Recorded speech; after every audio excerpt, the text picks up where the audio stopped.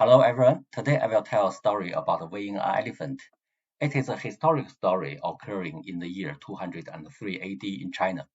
At that time, China was split into three kingdoms, and there were lots of warfares going on among them.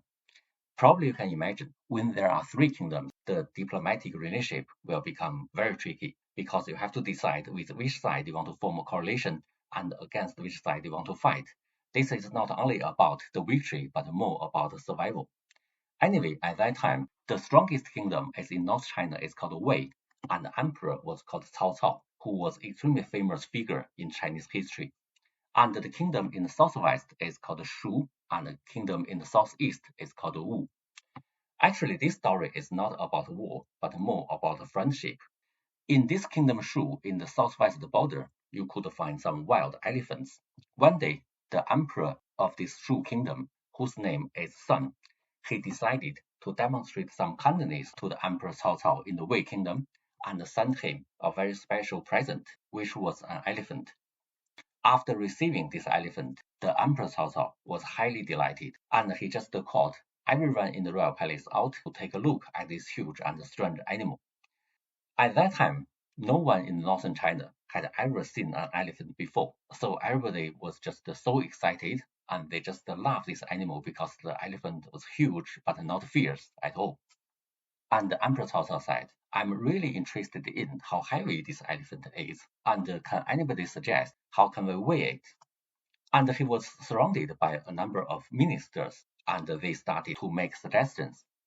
One minister said, maybe we can build a massive scale and weigh this elephant.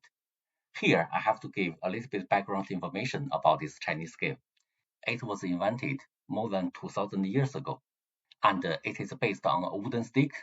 On this side, there is a weighing pan hanging, and on the other side, there is a counterweight, so the weight of it is fixed. And between them, there is a loop to allow you to lift up this scale.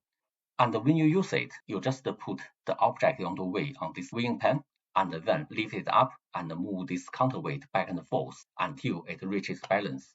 So the heavier the object, the closer of this counterweight to the right side. So this is based on the lever theory.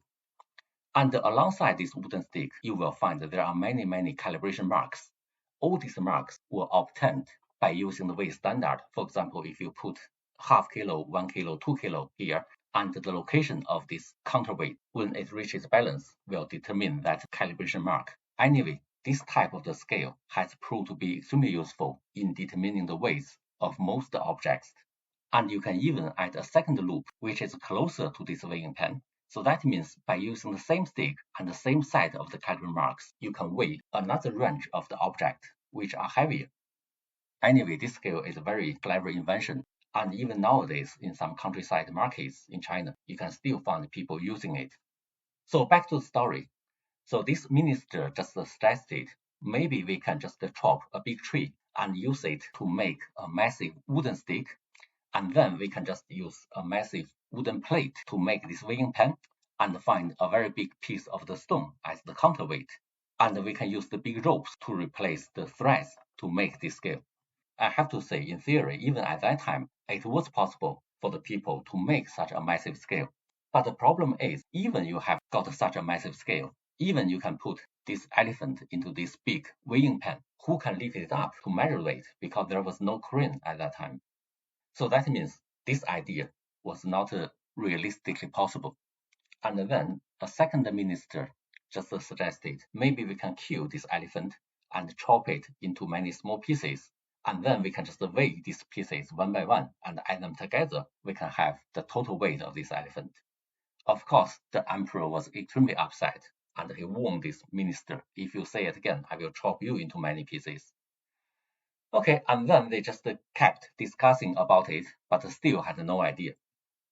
At this moment, the emperor has got a young son who was just 7 years old, and his name was called Cao Chun. And suddenly, Cao Chun shouted, Father, I have got an idea. And actually, I want to pause this video here and give you an opportunity to put yourself in that situation and think about a strategy to weigh this elephant. And then you can come back for the answer. Okay, and here is Cao Chun's method. So he prepared a boat on the river or lake, and then we can drive the elephants onto this boat. And of course, the boat will go down, and then you can just put a mark on the side of the boat along this water level. And then just take the elephant out of the boat. Of course, the boat will float up, and this mark will appear somewhere above the water level. And then you just put many reasonable size stones into this boat until the same mark matches the water level. And finally, just weigh these stones one by one and add all their weights together. If you perform this task very carefully, actually the weight of the elephant can be determined very accurately. So this is about Cao Chun's very clever method. I just want to say a few more words about Cao Chun. He was an absolute child prodigy, and his intelligence was demonstrated not only by this case, but in many other occasions. There is no doubt he was the emperor's most favorite son, and he would most likely to become the successor and manage the country.